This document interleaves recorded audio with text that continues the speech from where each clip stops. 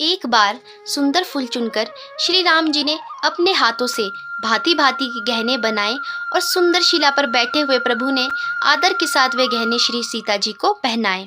तब देवराज इंद्र का मूर्ख पुत्र जयंत कोए का रूप धरकर श्री रघुनाथ जी का बल देखना चाहता था। वह मूढ़ भगवान के बल की परीक्षा करने के लिए कौआ बन सीता जी के चरणों में चोंच मारकर भागा। जब रक्त बह चला तब श्री रघुनाथ जी ने जाना और धनुष पर सिंह सरकंडे का बाण संधान किया। श्री रघुनाथ जी जो अत्यंत कृपालु है और जिनका दीनों पर सदा प्रेम रहता है, उनसे उस अवगुणों के मूर्ख जयंत ने आकर छल किया। श्री राम से प्रेरित होकर वह ब्रह्म बाण दौड़ा।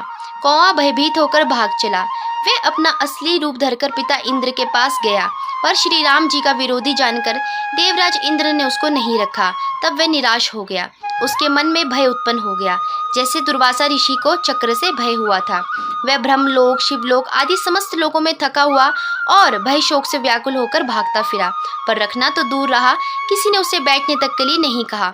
आखिर श्री राम जी के द्रोही को कौन रख सकता है। किंतु नारद जी ने जयंत को व्याकुल देखा तो उन्हें दया आ गई, क्योंकि संतों का चित्त बड़ा कोमल होता है। उन्होंने उसे समझाकर तुरंत श्री राम जी के पास भेज दिया। उसने जाकर पुकार कर कहा, हे शरणागत, हे हितकारी, मेरी रक्षा कीजिए। आतुर और भयभीत जयंत ने जाकर श्री राम जी के चरण पकड़ लिए और कहा, हे दयालु रघुनाथ जी, रक्षा कीजिए, रक्षा कीजिए।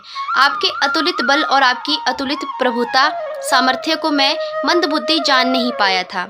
अपने कर्म से उत्पन्न हुआ फल मैंने पा लिया। अब हे प्रभु, मेरी रक्षा कीजिए, मैं आपकी शरण में आया हूँ। कृपालु श्री रघुनाथ जी ने उसका अत्यंत आर्त दुख भरी वाणी सुनकर उसे एक आंख का काना करके जीवित छोड़ दिया। उसने मोहवश जो द्रोह किया था, इसके लिए यद्यपि उसका वध ही उचित था, पर प्रभु ने कृपा करके उसे छोड़ दिया। श्री राम जी के समान कृपालु और कौन होगा।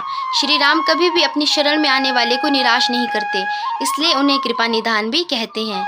दोस्तों, आपने ये प्रसंग अवश्य ही रामायण में भी देखा और सुना होगा। तो दोस्तों, आशा करती हूँ कि आपको आज की वीडियो पसंद आई होगी, और अगर आपको वीडियो पसंद आई होगी तो वीडियो को लाइक करके चैनल को सब्सक्राइब